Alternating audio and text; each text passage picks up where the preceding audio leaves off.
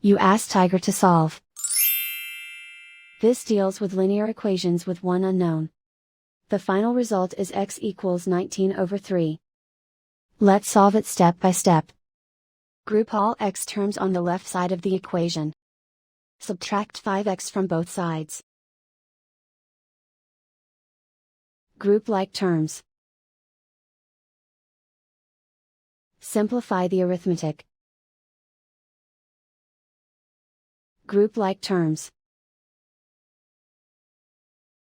Simplify the arithmetic.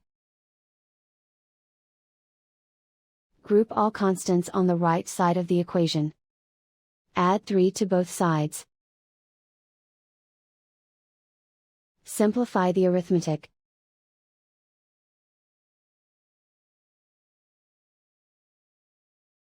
Isolate the x. Divide both sides by 3. Simplify the fraction. And so the final result is x equals 19/3.